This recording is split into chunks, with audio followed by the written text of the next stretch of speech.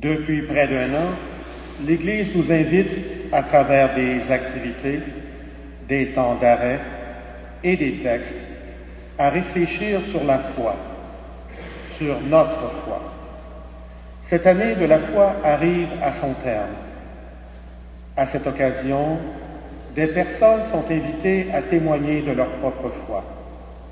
Aujourd'hui donc, c'est à moi que le Père Gaëtan a confié cette mission. Avant de pouvoir décrire ma foi, je dois remonter dans le passé. Un dimanche d'août 1973, un jeune prêtre de la paroisse Marie-Immaculée de cette île me mettait au défi de proclamer la parole de Dieu. Étant jeune, on a pris soin de me former correctement, en prenant le temps nécessaire. Je m'y suis investi avec beaucoup d'énergie et de sérieux. Élevé dans la foi chrétienne, je prenais tout au pied de la lettre durant l'enfance. Avec l'adolescence, vers le doute. Et ces textes que je proclamais le samedi d'abord, puis le dimanche, se sont mis à m'interpeller, à m'obliger à me questionner. En réalité, la parole m'a graduellement, lentement, tout simplement apprivoisé, comme le renard et le petit prince d'Antoine de Saint-Exupéry.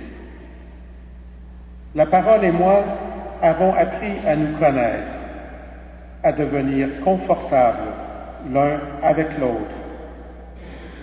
Puis j'ai quitté le domicile familial pour poursuivre mes études à l'université.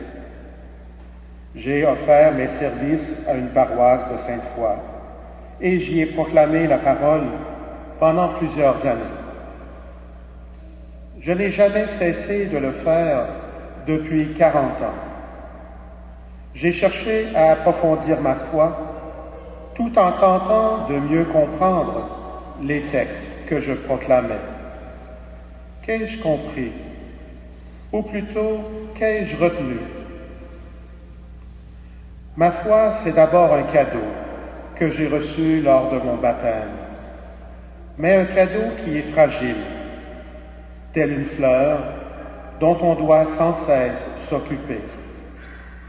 Pas n'importe quelle fleur, la mienne.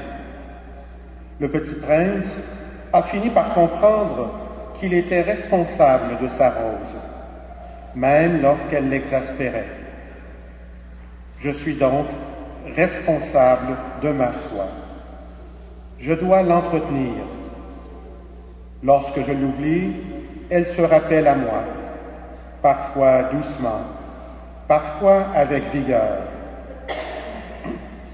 Au moment où je débutais l'école en 1964, arrivait une nouvelle façon d'initier les jeunes à la catéchèse. Jésus devenait notre ami, un ami personnel. À 5 ans, on n'y comprend pas grand-chose.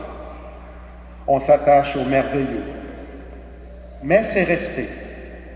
Aujourd'hui, à 54 ans, je continue à percevoir Jésus, Dieu, comme un ami, un compagnon de tous les instants, qui sait pardonner quand je le délaisse et qui m'accueille à bras ouverts lorsque je reviens. Aujourd'hui, j'ai compris que ma foi, c'est d'abord faire confiance. Une confiance sans réserve, comme le jeune enfant qui dort profondément dans les bras de sa mère ou de son père.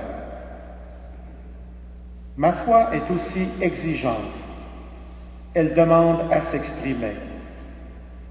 Pas nécessairement avec des mots, surtout avec des gestes et de la constance. Elle m'invite sans cesse à servir là où je peux être utile.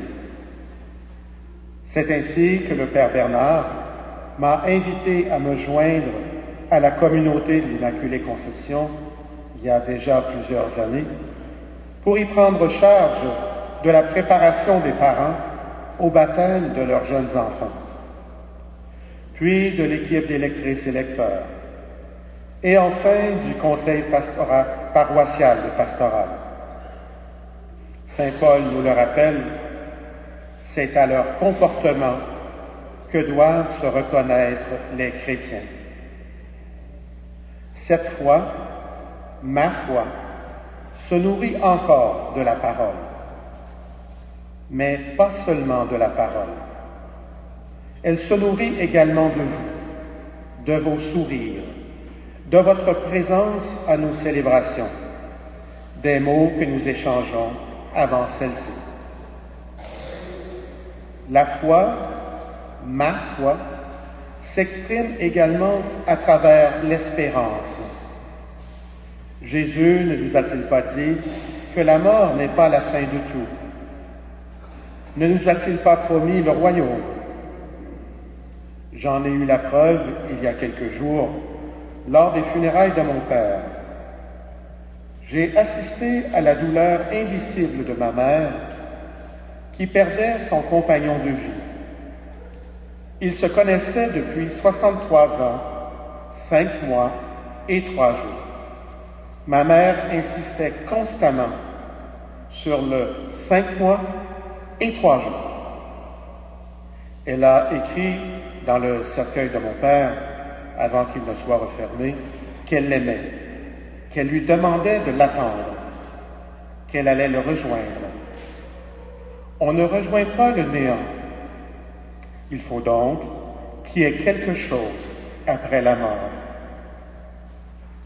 Il y a 2 semaines, nous avons été invités à écouter un extrait de la 2e lettre de Saint Paul apôtre à Timothée. Ce texte me touche profondément. Dans cette lettre, Paul écrit « Me voici déjà offert en sacrifice. Le moment de mon départ est venu.